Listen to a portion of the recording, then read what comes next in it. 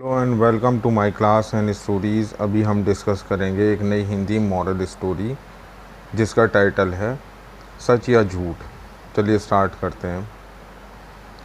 एक नाविक 3 साल से एक ही जहाज़ पर काम कर रहा था। एक दिन नाविक रात में नशे में धुत हो गया। ऐसा पहली बार हुआ।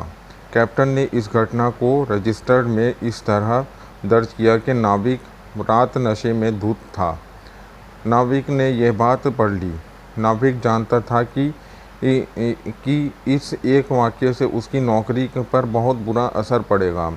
इसलिए वह कैप्टन के पास गया और माफ़ी मांगी और कैप्टन से कहा कि उसने जो कुछ भी लिखा है उसमें आप ये जोड़ दीजिए कि ऐसा 3 सालों में पहली बार हुआ है, क्योंकि पूरी सच्चाई यही है।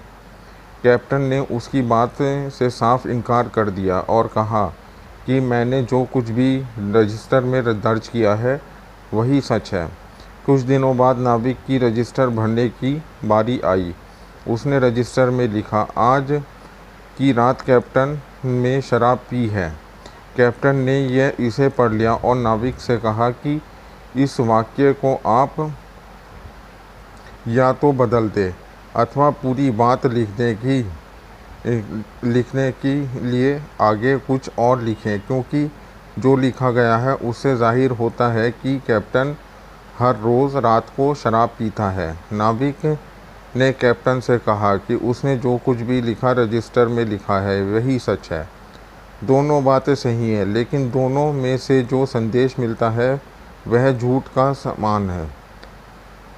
मित्रों, इस कहानी से हमें 2 बातें सीखने को मिलती हैं कि पहले कि हम कभी इस तरह की बात नहीं करनी चाहिए जो सही होते हुए भी गलत संदेश दे, और दूसरी, किसी बात को सुनकर उस पर अपना विचार बनाने या प्रतिक्रिया देने से पहले एक बार सोच लेना चाहिए कि कहीं इस बात का कोई और पहलू तो नहीं।